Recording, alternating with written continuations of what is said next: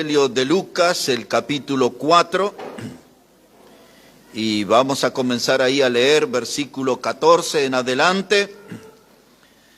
Quiero hablarles en esta mañana sobre el tema actitudes, Jesús y nosotros.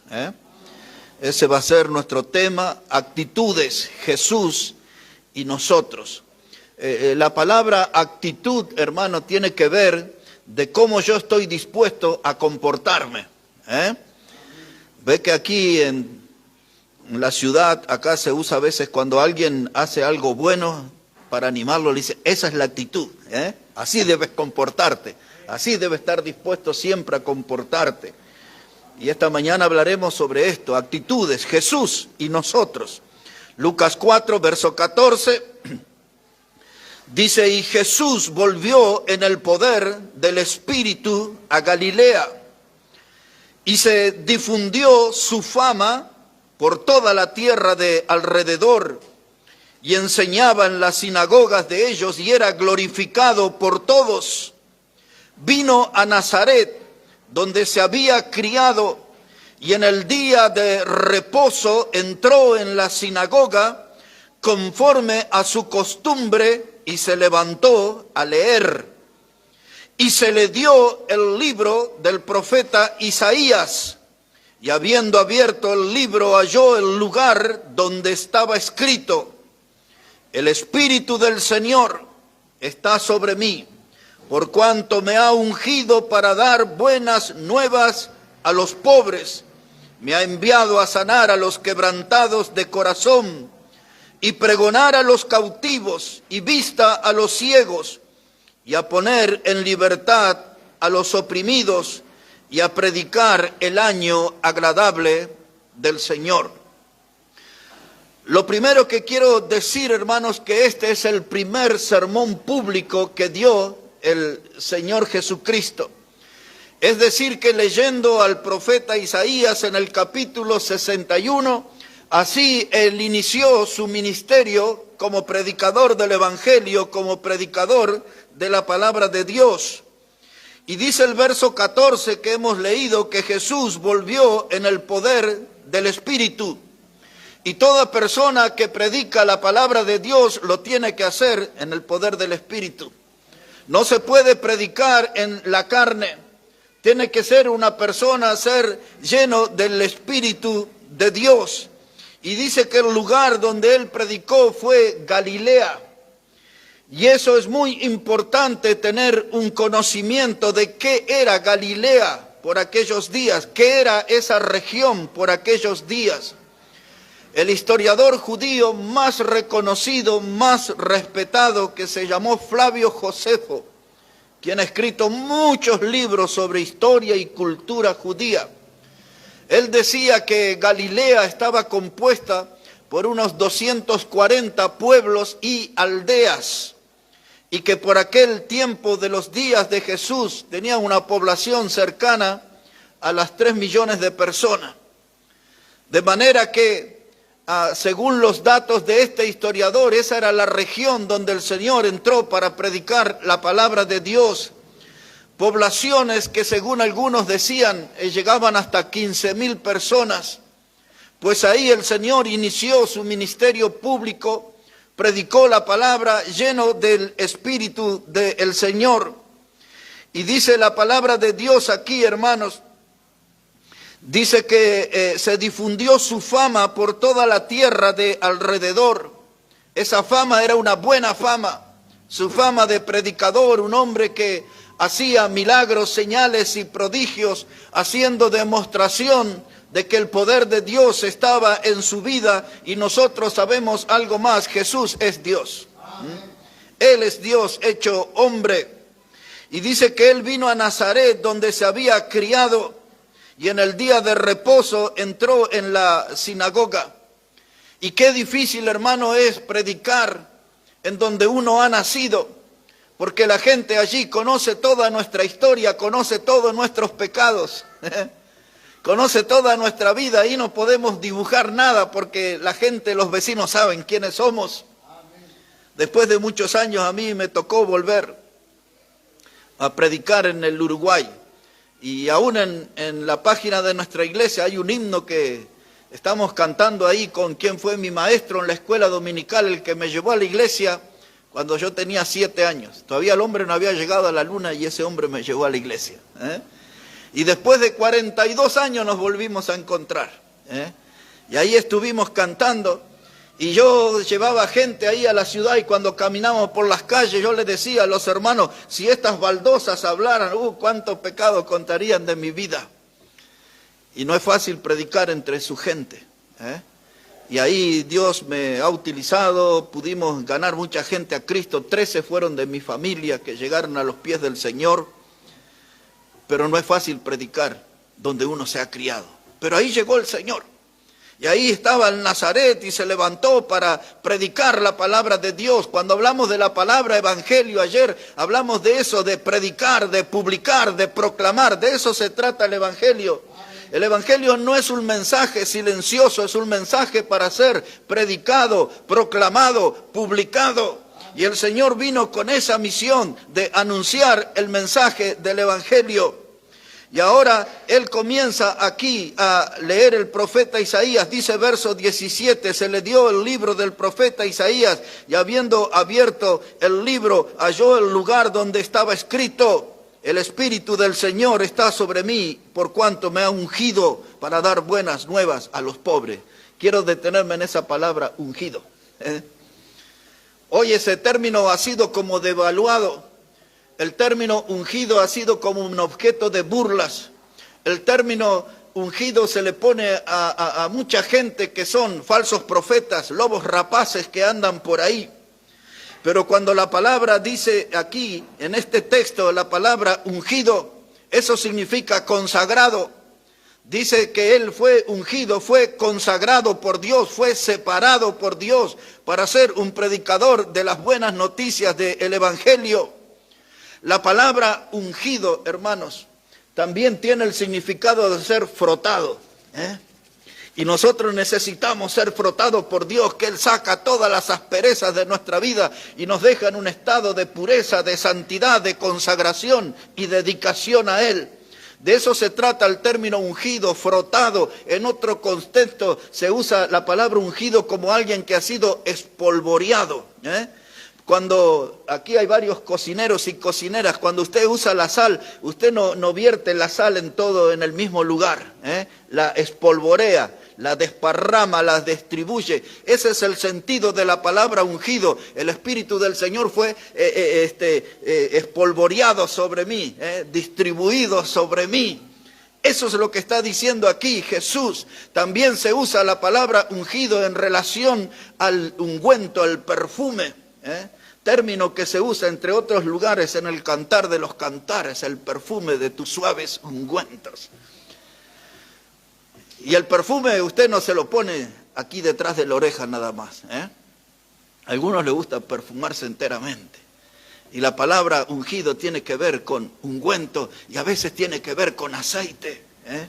El aceite que era una forma de dar la bienvenida a la gente en el hogar, el aceite como un elemento suavizante.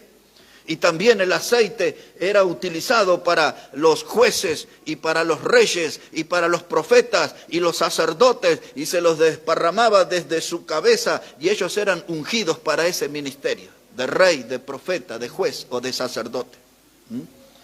Así que ahora estamos entendiendo que Él vino en el poder del Espíritu y ahora nos dice que Él vino ungido, todo espolvoreado sobre Él, el poder de Dios, consagrado para predicar la palabra de Dios, para proclamar la palabra de Dios. Y entonces, este es Jesús. Y yo dije que quería hablar con ustedes sobre actitudes, sobre las actitudes, Jesús y nosotros, cómo era Él y cómo somos nosotros. Y lo primero que yo noto a través de esta cita es que Él tenía y dejó huellas de predicador. Así que si Él dejó huellas de predicador y nosotros somos sus seguidores, nosotros también tenemos que ser predicadores. Y del mismo modo que Él, debemos hacerlo lleno del Espíritu Santo. Y no estoy hablando de una predicación aquí en el púlpito, estoy hablando del testificar persona a persona. En cualquier lugar donde hablemos del Evangelio, necesitamos estar llenos del Espíritu Santo. Porque no estamos dando un mensaje común, no estamos transmitiendo una filosofía humana, estamos transmitiendo el mensaje de salvación eterna de Dios. El mensaje del Evangelio, debo hacerlo lleno del Espíritu. Y ahora Él viene y explica a qué clase de gente se debía dirigir ese mensaje. Y Él comienza a detallar aquí. Dice, me ha ungido para dar buenas nuevas a los pobres. Aquella gente, hermano, que estaba materialmente sin recursos, que estaba en la pobreza, muchos de ellos andaban mendigando para sobrevivir. Gente, hermano, que por ahí no tenía ni una casa, que vivía debajo de un árbol, en una cueva. Gente que estaba en extrema necesidad. Él enfocó su ministerio de la predicación a esa gente. Otra clase de pobres que habla el Evangelio es cuando el Mateo habla de los pobres en espíritu. Esos pobres en espíritu no es gente que está en escasez material, sino pobre en espíritu se refiere a gente que está en bancarrota espiritual, es decir, gente que ha caído en lo más profundo del pecado. El pecado los hundió en la miseria. Esos son los pobres en espíritu, son gente que ya no tienen posibilidad de ir más abajo porque ya han tocado fondo, y a esos también hay que predicarle el mensaje del Evangelio. Está enfocado hacia ellos. Y ahora Él habla de otra clase de personas aquí. Dice la palabra que me envió a sanar a los quebrantados de corazón. Y nosotros estamos viviendo días de corazones rotos, de familias que se desintegran, de familias que no pueden permanecer bajo el mismo techo, de familias que no pueden mantener una comunión, días de corazones rotos. Vivimos en medio de una sociedad afligida, de una sociedad lastimada. Vivimos en medio de una sociedad que se lastima, transmitiéndose odios y rencores unos a otros. Y esa clase de gente que sufre, también para ellos es el mensaje del Evangelio. Aquellos que han sido quebrantados de corazón. Y dice, vine para pregonar libertad a los cautivos. Este mundo está lleno de personas cautivas, no solo los que están en los penales, los que están en las cárceles. Hay gente que son cautivos, gente encadenado a vicios, a adicciones. Para ellos es el mensaje del Evangelio. A toda gente que está siendo sometida a alguna clase de esclavitud, a ellos es dirigido el mensaje del Evangelio. Y vine a dar libertad a los oprimidos. Vivimos nosotros, hermanos, en una sociedad donde más del 25% aquí en la Argentina de las personas padecen alguna clase de depresión profunda. Muchos de ellos con inclinaciones al suicidio. Eso habla de gente oprimida, de gente que siente una carga pesada sobre su vida que les quita hasta los deseos de vivir. Para ellos es el mensaje del Evangelio. Para ellos tenemos que anunciar esta clase de predicación. Gente, hermanos, que ya no tienen ni deseos ni ganas de vivir, gente oprimida, necesitan el mensaje del Evangelio. Y Él termina explicando aquí, al dejar su huella de predicador. Él dice, vine a anunciar el año agradable del Señor. Cuando Él habla de esto, pasaba ahí en su pensamiento una celebración que se hacía cada 50 años en el pueblo de Israel y se llamaba el año del jubileo. En síntesis, esa doctrina del jubileo era cuando una persona empobrecía y estaba en necesidad y lo único que le quedaba era la tierra que había heredado. Entonces esa persona le vendía a un familiar cercano y muchas veces tenía que rematar ese terreno para sobrevivir. Y algunos también se aprovechaban de la necesidad y le daban un precio mucho menor. Entonces existía una ley que a los 50 años se le debía devolver el terreno a aquel que tuvo que venderlo por necesidad. Esa era la ley del jubileo, era el año agradable, era un tiempo de perdón y un tiempo de reencuentro con lo que era mío. Y cuando Él habla del año agradable del Señor, Él está apuntando a tener un reencuentro con Dios el Creador, pero ahora verlo como nuestro Salvador. Así que aquí están las huellas del predicador. ¿Y cuál es nuestra actitud frente a eso? Este es el ejemplo del Señor. ¿Cuál es nuestra actitud? ¿Qué estoy dispuesto yo a hacer? ¿Cómo estoy dispuesto a comportarme frente a este ejemplo del predicador? Él inició su ministerio, Él predicó y nosotros enmudecemos. No estamos exactamente siguiendo la misma huella que Él. Quien marcó historia con esta huella fue Juan el Bautista. Porque Juan el Bautista irrumpió en el escenario, era la voz que clamaba del desierto y llamaba al pueblo al arrepentimiento y les decía: el reino de los cielos está aquí entre vosotros. Y él predicaba y llamaba al pueblo al arrepentimiento. Él vino, hermano, para preparar los caminos para el Señor. El Señor Jesús y Juan el Bautista dejaron claras huellas de predicadores y nosotros tenemos que andar en esa huella. Porque esas huellas son las que marcan el rumbo de nuestra misión. Otra vez, esas huellas de Jesús y de Juan el Bautista son los que marcan el rumbo de nuestra misión. La pregunta en esta mañana es: ¿qué huella estamos siguiendo nosotros? ¿Qué huellas estamos siguiendo? ¿La de quién? ¿La de la mundanalidad? ¿La huella del modernismo? ¿O estamos siguiendo la huella de Jesús? ¿Cuál es nuestra actitud? La iglesia, hermano, responde con un silencio que aturde. Un silencio que aturde.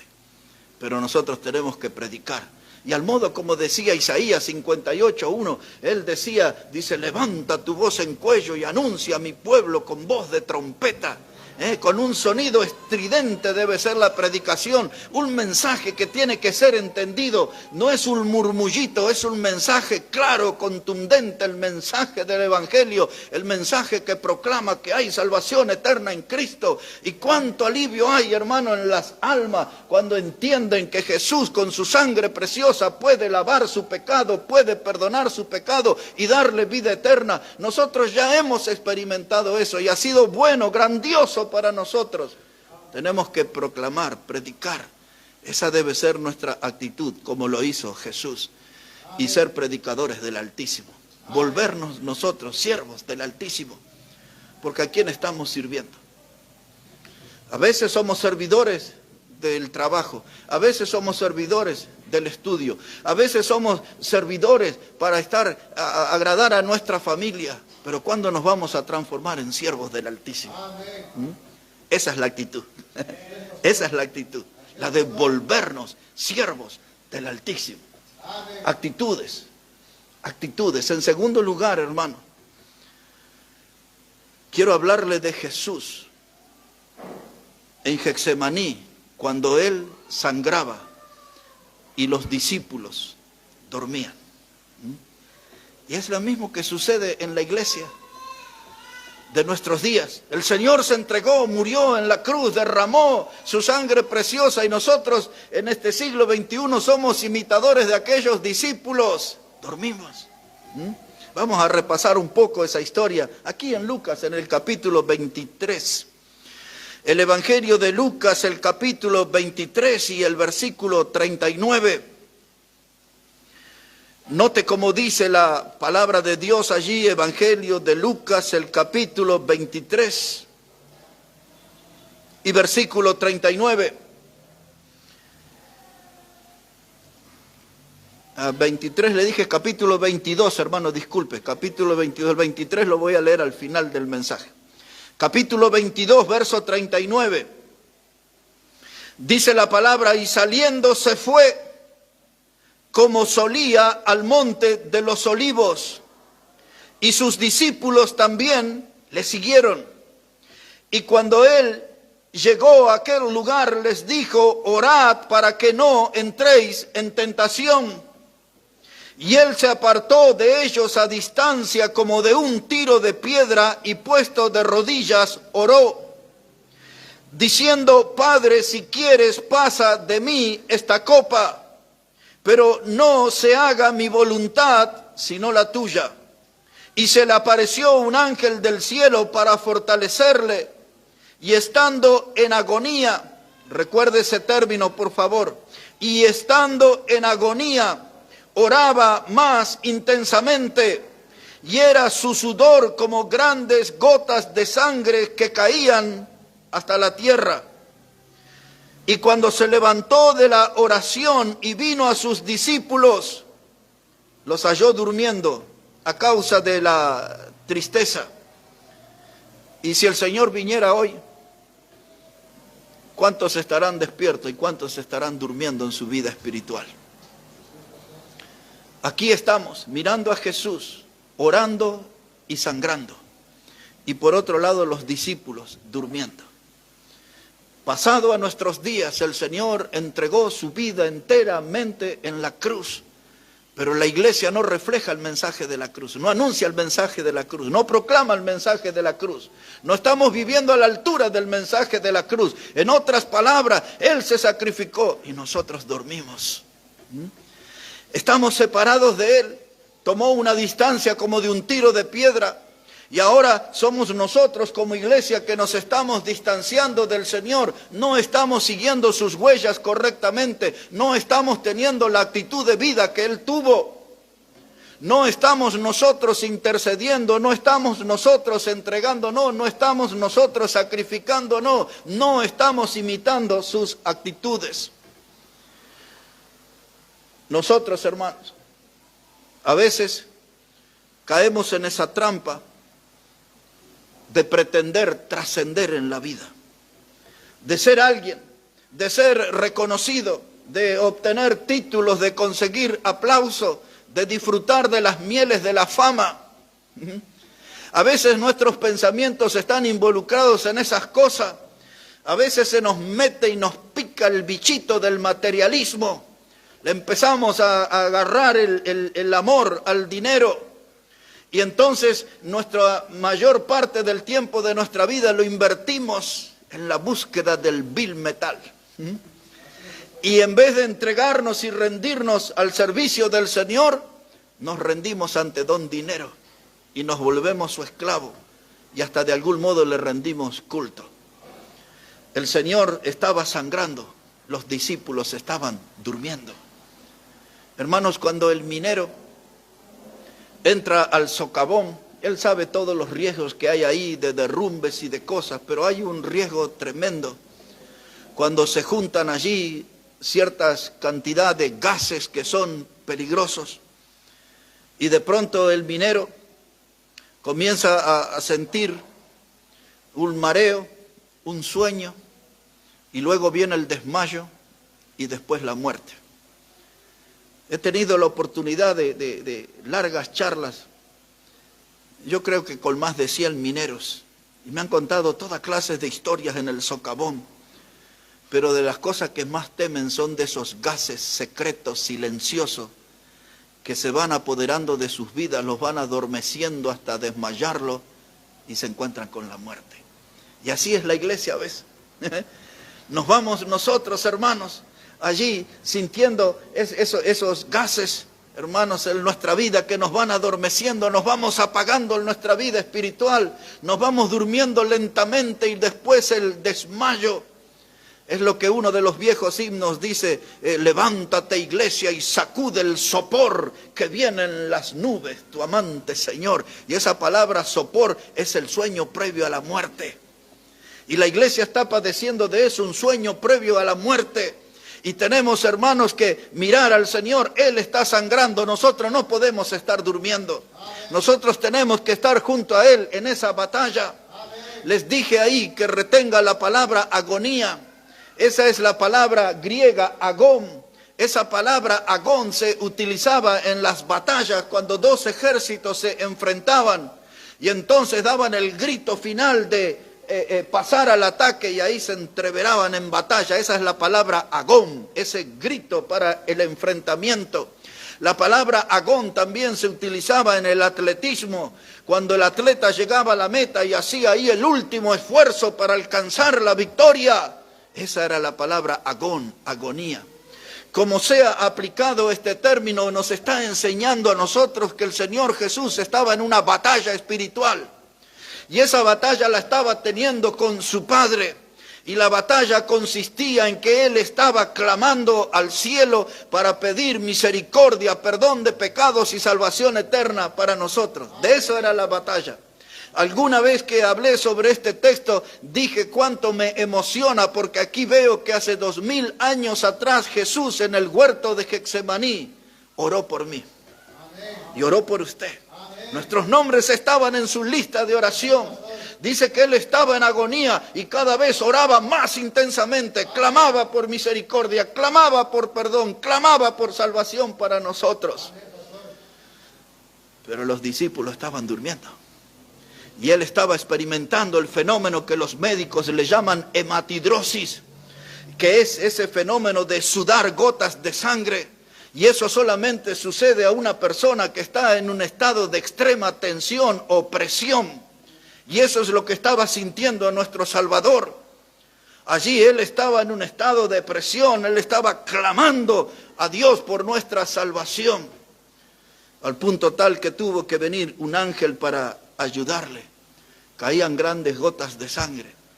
Y a nosotros no se nos cae ni el sudor en la obra de Dios. Tenemos que imitar esta actitud de entregarnos enteramente, de dar mucho más de lo que estamos dando para el Señor.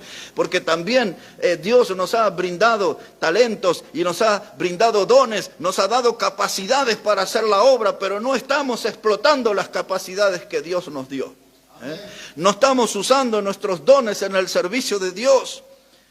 Pero quiero hablarles algo sobre este escenario, donde fue la oración. La Biblia habla el monte de los olivos, pero también otro evangelio habla exactamente del huerto de Getsemaní, de un huerto que había allí. Y ese huerto de Getsemaní había un molino. Ese huerto era famoso por eso, porque allí había un molino, allí había una prensa donde se utilizaban las aceitunas, y las aceitunas eran machacadas, las aceitunas eran trituradas para obtener aceite.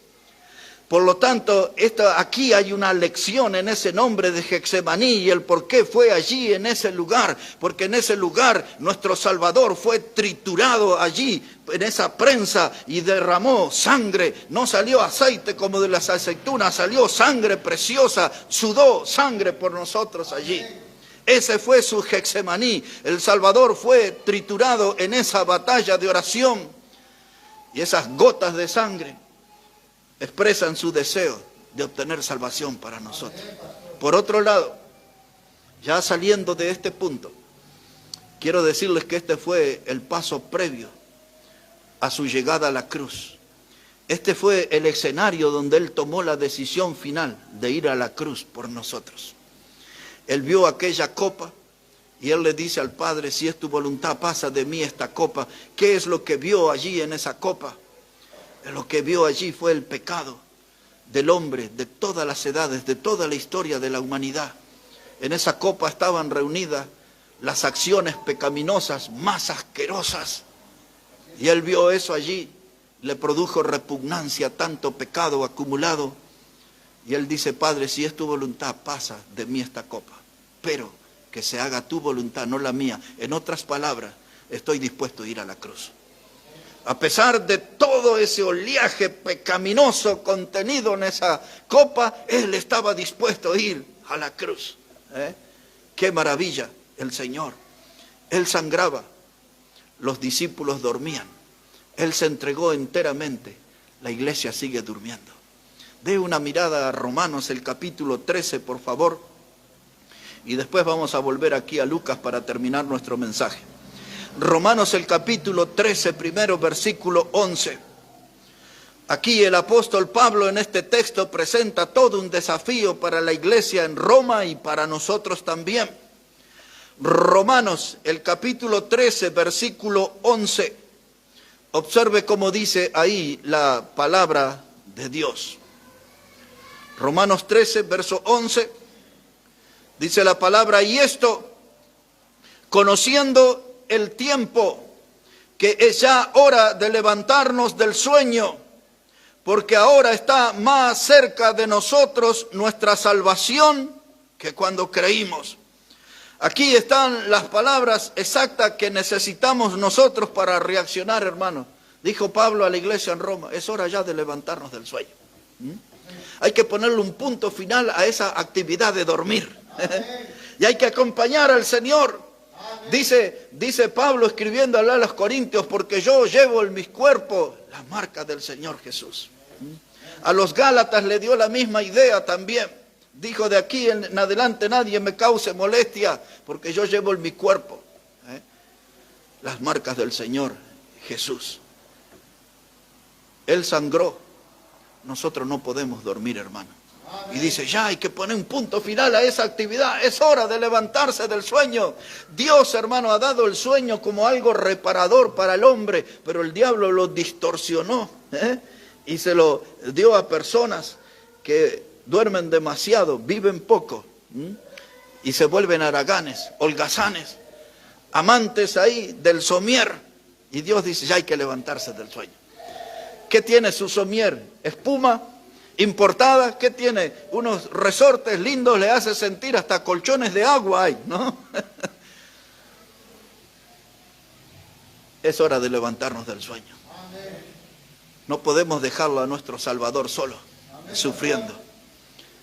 Y Él vino a sus discípulos y los muchachos seguían durmiendo. Y Él les dijo, ¿por qué dormís? ¿No le dije que tenían que velar para no entrar en tentación? Y por causa del sueño espiritual, la iglesia no solamente es tentada, sino que cede a la tentación, se rinde ante la tentación. En otras palabras, se entrega al pecado. Y ahí viene el sueño lento que nos conduce a la muerte espiritual. Pero la palabra nos invita a despertar y a reaccionar. Dice, es hora ya de levantarnos del sueño. Es hora ya de levantarnos del sueño. Aquí en Buenos Aires, en los alrededores, una mamá exagerada diría a los gritos, ya córtenla, chicos, despiértense y levántense. Y así nosotros, hermanos, tenemos que despertar. Y tenemos el aniversario ahora en pocos días, y tenemos que estar despiertos, y tenemos que estar activos, y traer nuestros invitados, y alcanzar a gente nueva con el mensaje del Evangelio. No podemos dejarlo al Señor sangrando y nosotros durmiendo. Tenemos que trabajar, tenemos que imitar su actitud, una actitud de sacrificio, una actitud de entrega, hermanos, una actitud de preocupación por aquellos que aún están perdidos. Hemos visto entonces las huellas de un predicador, esa debe ser nuestra actitud. Hemos visto a Jesús sangrando, entregándose, esa debe ser nuestra actitud. Y por último quiero mostrarles al Señor Jesús en la cruz, y nosotros en el confort. Él en la cruz y nosotros en la comodidad. Observemos eso ahí en el Evangelio de Lucas capítulo 23 y ahí ya vamos a terminar en esta mañana. Evangelio de Lucas, el capítulo 23, versículo 32. Lucas el capítulo 23 y el versículo 32. Dice la palabra del Señor que llevaban también con él a otros dos que eran malhechores para ser muertos. Y cuando llegaron al lugar llamado de la Calavera, le crucificaron allí. Y a los malhechores, uno a la derecha y otro a la izquierda. Y Jesús decía, Padre, perdónalos porque no saben lo que hacen. Y repartieron entre sí sus vestidos echando suertes. Y el pueblo estaba mirando, y aún los gobernantes se burlaban de él, diciendo, a otros salvó, sálvese a sí mismo, si este es el Cristo, el escogido de Dios. Los soldados también le escarnecían, acercándose y presentándole vinagre. Y diciendo, si tú eres el rey de los judíos, sálvate a ti mismo. Ahí está el Señor en la cruz. Y nosotros, hermanos, estamos en una vida cómoda, sin exigencia. No tenemos mayores preocupaciones. Nos entregamos muchas veces a los placeres vacíos que el diablo nos ofrece como carnada. Porque cuando nos ponemos a reflexionar fríamente, el diablo nos pesca para muchas de sus actividades. usa diferentes carnadas para alejarnos del compromiso con Dios, y el Señor está en la cruz y nosotros una vida de confort. Y tenemos muchos argumentos, algunos válidos y otros no tan válidos. Porque nos metemos en una actividad pecaminosa y algunos levantan la voz y bueno, somos jóvenes. Tenemos que divertirnos, diviértase, pero no peque. Y otros dicen, bueno, pero tengo que darme ese gustito, es un permitido, un poquito de pecado, yo trabajo toda la vida. Pero como sea, hermano, muchas veces sabemos que el Señor estuvo en la cruz por nosotros, pero nosotros elegimos una vida de confort. No, sacrificio, no. ¿Por qué no habla con otro? ¿Por qué no le ofrece este trabajo a otro? ¿Por qué no lo pone de responsable a otros? Y siempre estamos tratando, hermanos, de desviar nuestros compromisos para quedarnos en la comodidad. La doctrina del confort o la teología del confort, como se llama, es algo que ha ganado muchísimo espacio en las congregaciones. Todos quieren una vida cómoda. Yo recuerdo ya hace muchos años, casi 30 años, una de las cosas que me llamaba la atención en los Estados Unidos, que terminaban los cultos, hermanos, y en 5 minutos todo aquello se desaparecía. Parecía un terremoto, era un ruido de motores y de cosas así. La gente no es como acá, que se quedan a comer en algunos lugares, a tomar un mate, un café, a conversar, a comer unos buñuelitos. No, nada de eso allá. Terminaba el culto, parecía que vino el arrebatamiento. Y esa frialdad a mí me llamaba la atención. Uno estaba acostumbrado a otra clase de vida, a otra clase de comunión. Uno de esos predicadores de las grandes iglesias llegaron aquí con nosotros, varios de ellos. Y un día hablando con uno de ellos, de una ciudad que se llama Filadelfia en los Estados Unidos, lo traje a la congregación, teníamos las paredes por la mitad, todavía no teníamos el techo.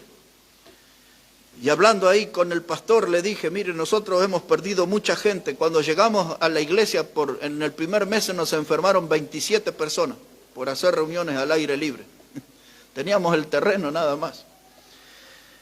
Y después de los 120 se redujo a 43, cuando nos mudamos nada más que a 8 cuadras de distancia. Y entonces le explicaba yo al pastor, mire, nosotros hemos perdido mucha gente porque no tenemos techo, no tenemos todo esto terminado. Y él me dijo, es una cosa increíble, nosotros hemos perdido muchísima gente porque no tenemos una playa de estacionamiento más grande. Y yo le digo, ¿y cómo es eso? Y si la gente no tiene dónde poner su auto, va a ir a otra iglesia donde hay una playa de estacionamiento más grande. Porque allá todos se mueven en auto. No andan en el 620, ni en el 218, ni nada. Todos tienen su autito. Y si no tienen dónde estacionarlo, se van a una iglesia que tenga lugar para estacionar. Qué cosa increíble, ¿no? El confort. Y otros dicen, queremos ahí la iglesia porque yo sufro mucho el calor y no voy con ustedes, voy a aquella otra iglesia que no tienen una doctrina tan buena, pero tienen aire acondicionado y uno está bien en el culto, se siente bien. Es que así es nuestra generación. Prefieren ahí el frío del aire acondicionado y no el fuego del Espíritu Santo en el culto. Así es. Y eso llévelo a otras cosas, llévelo a su vida, yo a la mía.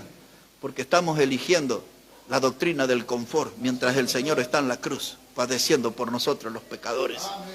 Él fue a la cruz, hermano, y nos entretenemos, como dije, en esos placeres vacíos que el diablo nos ofrece, porque vamos detrás de esos placeres, pero después, hermano, nos sentimos vacíos, esa es la realidad. Y cuando nos miramos al espejo, ahí nos damos cuenta cuán pecadores somos y nos damos cuenta cuánto le hemos fallado al Señor. Cómo hemos pisado en falso cuando Él fue a la cruz, se sacrificó por nosotros. Y nosotros en las comodidades de la vida. Y ahí andamos entreverados y enredados.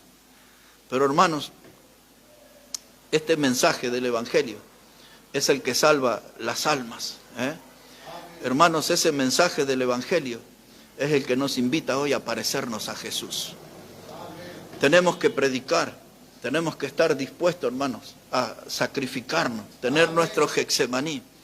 Y tenemos que estar dispuestos a tomar la cruz del Señor. No dejarla a un costado, llevar esa cruz. Y en esta mañana me vino un pensamiento, ¿no? Y yo dije, se tiene que sacudir el árbol de nuestra alma, ¿no? Y hace 20 años atrás, 20 años, con otros 2 pastores comenzamos un seminario en Tucumán. Es un seminario grande que está ahí, en la iglesia Betel. Y una de las actividades que teníamos con la muchachada, un día de la semana íbamos a jugar al fútbol. Y entonces había veces que no teníamos ni para comer. Cuando aparecía un fideo en la sopa, dábamos gritos de júbilo, todos felices. Pero fuimos a prepararnos ahí en la palabra. Y entonces íbamos a jugar al fútbol y en una de las calles que íbamos estaba lleno de árboles con naranjas agrias. Son naranjas, pero son agrias. Entonces en una de las casas le digo al hombre ahí, le digo, esto sería bueno, le ponemos un poco de azúcar y tenemos jugo de naranja para los estudiantes del seminario. Y el hombre me dice, sí, agarre todas las que quiera, pastor, me dice. Y yo metiendo la mano así entre las ramas, arrancaba una y metía en otra y arranqué otra. Y el hombre me vio de adentro y vino y agarró el árbol y entró acá de todas las así. Y me dice, así es, pastor. Y en esta mañana yo me acordaba de eso, de 20 años atrás. Si no es la hora de que empiecen a caer los frutos de nuestras almas. Los frutos para Dios de nuestra alma.